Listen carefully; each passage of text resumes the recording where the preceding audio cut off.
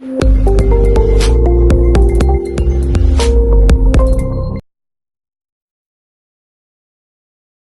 Everyone, greetings from doctor Rashmi homeopathy. आज again मैं एक बहुत इंपॉर्टेंट टॉपिक के बारे में बात करूंगी। आज मैं वो केसेस के बारे में बात करने वाली हूँ जिसमें लोग इंग्लिश मेडिसिन पहले से ही ले रहे हैं और अब वो होम्योपैथिक मेडिसिन स्टार्ट करना चाहते हैं।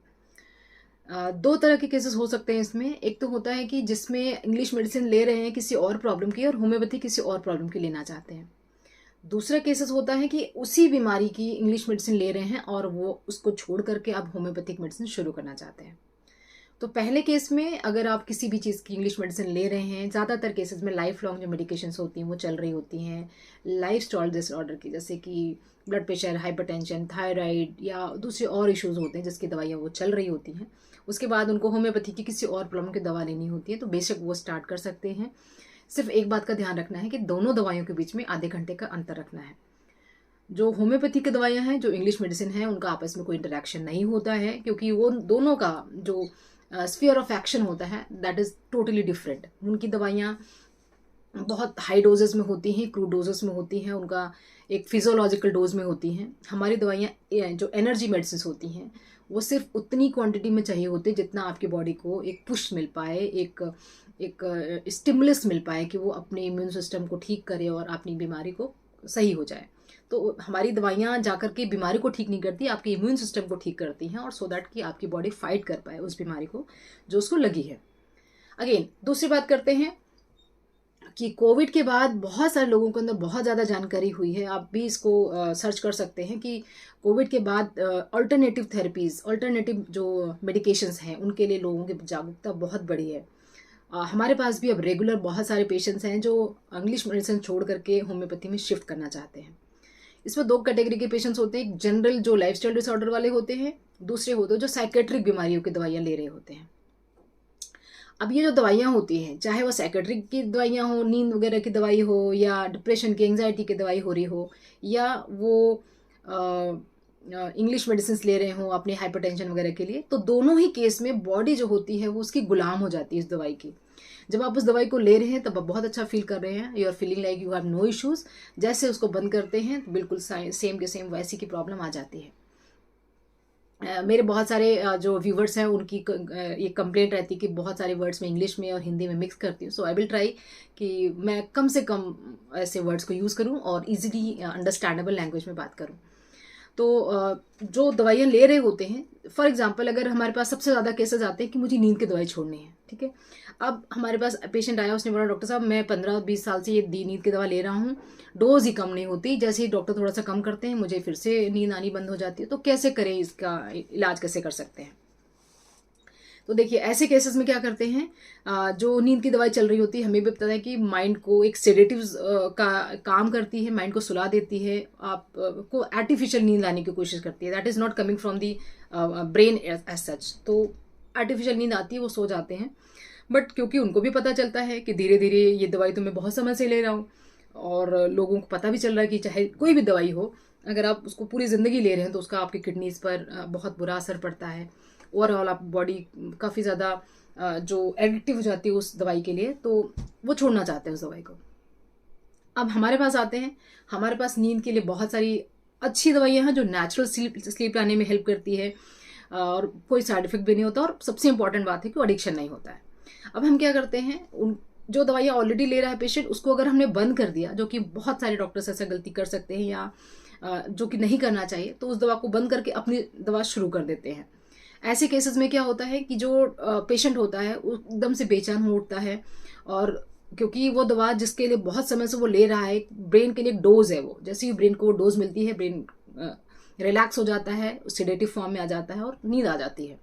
अब जब ब्रेन को डोज नहीं मिली, आपने सीधा कोई नई dose they the, may be homeopathy की कोई दवा दे दी नींद के लिए, पेसिफ्लोरा, कालीफॉस, कॉफिया क्रूडा, पिस्सीडिया, बहुत सारी दवाइयाँ हैं जो होम्योपैथी में हम देते हैं। अब आपने वो दवाई दे दिया पेशेंट को, अब उसमें क्या होता है, पेशेंट को तो नींद नहीं आई, क्योंकि पेशेंट के लिए तो, ब्रेन के लिए तो बहुत नई चीज़ है ये मुझे क्या मिल गया, मैं तो वो ले रहा था, अभी मुझे ये क्या मिल गया, ठीक है। तो इसमें क्या करते हैं कि पेशेंट को बिल्कुल बेचैनी हो जाएगी, पेशेंट सोचेगा ये दवा तो बिल्कुल काम नहीं कर रही है, थोड़े समय तक वो दवाई को लेता है और उसका छोड़ देता है। उसको लगता है कि होम्योपैथी की दवाई काम नहीं करती, होम्योपैथी की दवा से मुझे फ़ायदा नहीं हुआ, और ये होम्योपैथी का भी रेपुटेशन ख़राब होता है और डॉक्टर का तो होता ही है। Again he will go to the previous medicine. एक सही तरीका स्विच करने का ये होता है कि जो भी दवाई आप ले रहे हैं, नींद की दवाई ले रहे हैं, आप उसको लेते रहेंगे। इतनी जल्दी हम आपकी डोज भी रिड्यूस नहीं करेंगे। अगर आपने साल 2 साल 10 साल 15 साल तक नींद की दवाइयाँ ली है तो महीना 2 महीना 3 महीना और लेने में कोई नुकसान नहीं है। आप जब उस महीने भर दवाई ले रहे हैं तो हम साथ में अपनी दवाई भी जोड़ देते हैं। मे बी कोई भी दवा जोड़ सकते हैं, ऐसा नहीं कि सिर्फ नींद की दवा, जो भी ट्रीटमेंट आप पहले से ले रहे हैं उसके साथ उस नींद की दवा को हमने जोड़ दिया। आपकी इंग्लिश मेडिसिन चल रही है, हमने अपनी दवाई जोड़ दी। अब धीरे धीरे ब्रेन को आदत होने लगी कि मुझे तो कुछ अलग मिलने लग गया है, सोने के समय मुझे कुछ और मिलता है ये, तो ब्रेन उसको लेना शुरू करेगा और ब्रेन को इसकी आदत हो जाएगी। ब्रेन को लगेगा कि मुझे ये भी मिलता है। अब धीरे धीरे जब ब्रेन के ऊपर यानी बॉडी के ऊपर हमारी दवा का असर आने लग गया, तो हम धीरे धीरे करके जो आपकी इंग्लिश मेडिसिन है उसको टेपर डाउन करते हैं, रिड्यूस करते हैं, ख़त्म नहीं करते। ख़त्म करने के लिए एक लॉन्ग प्रोसेस लगता है, तो कम से कम 5 से 6 महीने लग सकता है आपकी दवाई को कम करने में। जो दूसरी बीमारियां होती है, बाइपोलर है, एंग्जाइटी डिसऑर्डर्स है, डिप्रेशन है, हो सकता है उसमें साल भर लग जाए आपकी दवाई को ख़त्म करने में। लेकिन अगर आपको पूरी लाइफ पता है कि मुझे 30-40 साल तक ये एंग्जाइटी की मेडिसिन लेनी ही पड़ेगी, तो अगर आप 6-7 महीना 8 महीना ले लेते हैं with the allopathic medicine and homeopathic medicine together, तो कोई नुकसान नहीं है। ठीक है, तो आपको क्या करना है कि वो दवाई को पूरी तरह से बंद नहीं करना है, पैरेलली चलाना है एंड देन रिड्यूस करना है, टेपर डाउन करते हुए फिर बाद में उसको एक्सटेंड कर देना है। बहुत सारे तरीकों में हम डोसेस को कम करते हैं, बहुत सारे केसेस में हम ऑल्टरनेट डेज देना शुरू करते हैं, एक दिन ले लिया एक दिन छोड़ दिया। बहुत सारे केसेस में हम हफ्ते में एक बार देना शुरू कर देते हैं और हफ्ते में देने के बाद उसको अगर ज़रूरत पड़ती है तो बाद में देते हैं, नहीं तो फिर ब्रेन इन दवाइयों के साथ एडजस्ट कर लेता है। तो अगर आप कोई भी दवा इंग्लिश मेडिसिन के ले रहे हैं तो पैरेलली कुछ दिन तक होम्योपैथिक लेनी ही पड़ेगी। कई बार डॉक्टर्स के साथ भी प्रॉब्लम ये होती है कि पेशेंट उनको फोर्स करते हैं कि अब मैं इंग्लिश मेडिसिन बंद कर देता हूँ, मुझे अब नहीं खानी है, जो भी इश्यूज होते होंगे। तो लेकिन ऐसा नहीं करना है आपको, चाहे आप ब्लड प्रेशर की दवाई ले रहे हों, चाहे आप किसी भी इशू की दवाई ले रहे हो, तो उस दवाई को एकदम से बंद नहीं करना है। एंड ऑल्सो होम्योपैथिक डॉक्टर आपकी दवाई कोई बंद नहीं करेगा। अगर आपको आराम मिलने लग गया है, होम्योपैथिक दवाई के साथ नींद आने लग गई है, तो you can ask your doctor. चाहे आप अपने डायबिटिक के डॉक्टर से बोल सकते हैं, चाहे आप अपने साइकेट्रिस्ट से बोल सकते हैं, वो आपकी दवाई को कम करेंगे। हमारा काम सिर्फ होम्योपैथी की मेडिसिन से रिलेशन है कि हम अपनी दवाइयों को कैसे देना है। अगर आपको लगता है कि मुझे इन दवाइयों के साथ नींद आ जाती है, तो अपने डॉक्टर को बोलकर इन दवाइयों को बंद कर सकते हैं। इसी तरह से हमारी ब्लड प्रेशर की दवाई चलती है, इसी तरह से हमारी डायबिटीज़ की दवाई चलती है, क्योंकि ज़्यादातर केसेस यही होते हैं जिसमें लोग लंबे समय तक दवाइयाँ खा रहे होते हैं और होम्योपैथी में आना चाहते हैं। सो होम्योपैथी में बहुत अच्छा स्कोप है, बहुत अच्छा रिजल्ट है, और इनिशियली आपको लगेगा कि मुझे कुछ फ़र्क नहीं पड़ रहा है और वापस चले जाएंगे। Homeopathy is always effective. वो एक डॉक्टर की कमी हो सकती है, मेरी कमी हो सकती है, किसी और की भी कमी हो सकती है कि आपको सही डोज नहीं दी गई हो, या सही जो तरीका है जिस तरीके से होम्योपैथिकली किसी दवा को इंट्रोड्यूस और रिड्यूस किया जाता है वो नहीं हो। लेकिन होम्योपैथिक मेडिसिन में अगर आप आना चाहते हैं तो बहुत अच्छा आपके लिए रहेगा, क्योंकि इसका कोई साइड इफेक्ट नहीं रहेगा और पूरी लाइफ इसके ऊपर डिपेंडेंसी नहीं रहेगी कि आपको ये दवाइयाँ लेनी हैं।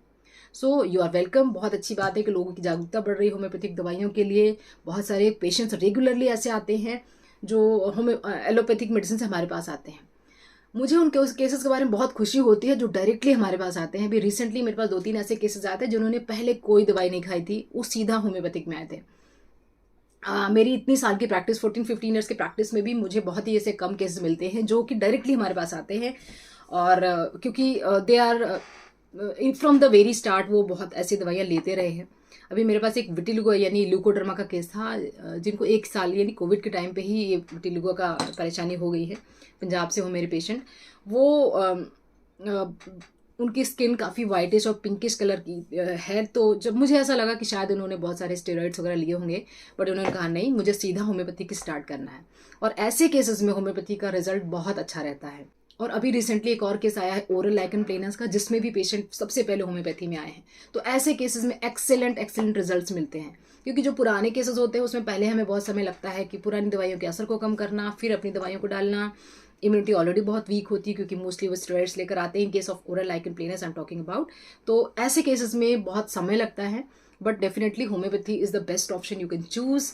तो ये आई होप कि इसके थ्रू हम थोड़ी सी क्लैरिफिकेशन दे पाए होंगे कि किस तरह से अगर आप अंग्रेजी दवाई छोड़ के होम्योपैथी में आना चाहते हैं तो धीरे धीरे अपनी दवाइयाँ कम करते हुए होम्योपैथी में आए। आई होप कि ये इन्फॉर्मेशन आपको इंटरेस्टिंग और अच्छी लगी होगी। Wishing a very good health. Thanks for watching.